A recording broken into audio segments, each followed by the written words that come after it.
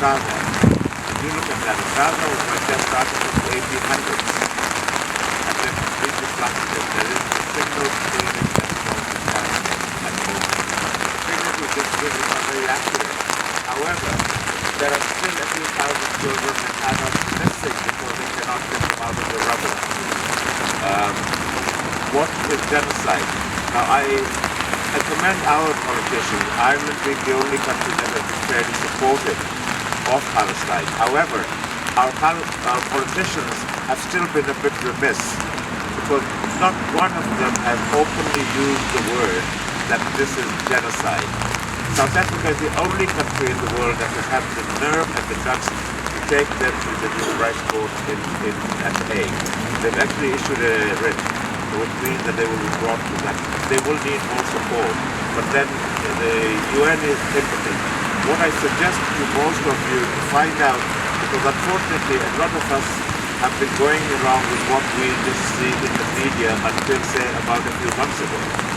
The media in our countries, in the Europe and the Western countries, is totally complicit in what is going on in Gaza and what has been going on for 75 years in Palestine. People think that this was something unusual that was necessary for them to have a homeland. Absolutely not. There was no Israel. Israel was the name of one of the children of the prophets. So this was a made-up thing by the Zionists.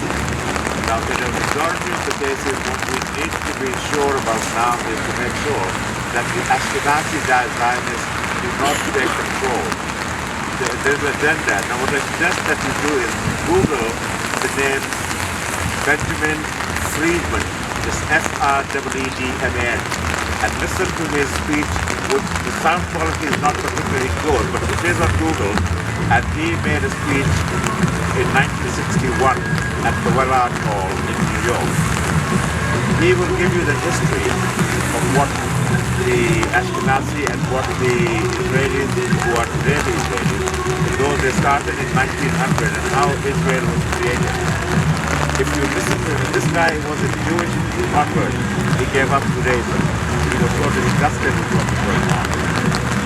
Again, you also, on the same time, you see there is a narrative which is probably preceded a little bit into a shorter version of what Friedman has said. And she has made it very succinct as to how it is. It will give us a better understanding of what the Netanyahu is doing. Netanyahu is not a Jew. Netanyahu is not, he is not what I call a proper Jew. I have family who are Jewish. I have family who are Palestinian. A large number.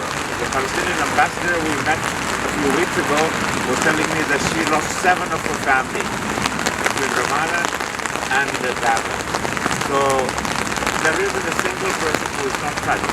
Until you're connected with somebody in Israel, which is a Palestinian Israelite, then you realize what massacre is going on. Netanyahu is actually hanging on to this, and I think yesterday the newscast was that this will go on for months. The idea is that of the 2.1 million, 2.2 billion Palestinians in Gaza should be wiped out. That's what they're trying to do. Now that is genocide. I have worked on these issues for a number of years. I started with the genocide that is going on in Bosnia, in Rohingya, and the Vigil. This is a deliberately planned way of doing it. So what we need to do is to continue pressing our politicians to start doing something where they will be listened to. Unfortunately, I said it again in Macron, our government could have done certain things when Mihal Martin was the leader. And we had 6 months control of the Security Council. We did nothing. And we could have pressured the Americans. And the Americans were at the moment slave to Israel. So we need to be speaking as much as we can. And we, as the Kashmir Peace and Solidarity Council, will be doing this particularly until this thing stops. We will also be needing your support at some point when our country will go exactly through the same thing. Kashmir, which is our country, is going to be the next Palestine. So let's stick together and see that the country can be brought back into the world.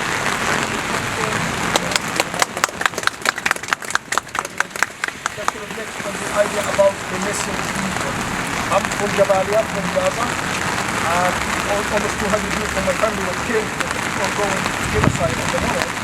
And at the moment, since the tanks were put back from our street, Water Street to Jabalia, every hour we are receiving new news about missing people. We assume they are missing, and they find their dead bodies there.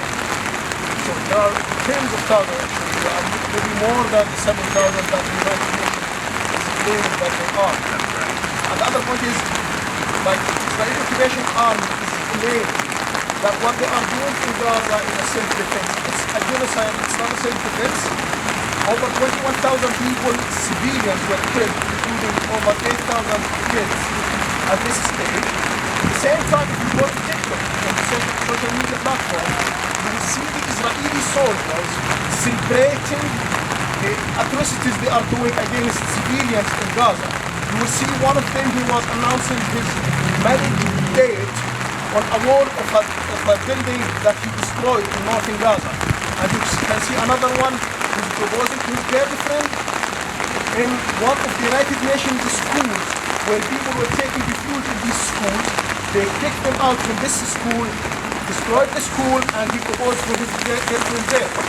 Another example, you will see one of the soldiers is gifting the explosion of a full residential compound to one of his friends or kids, whatever. Like TikTok is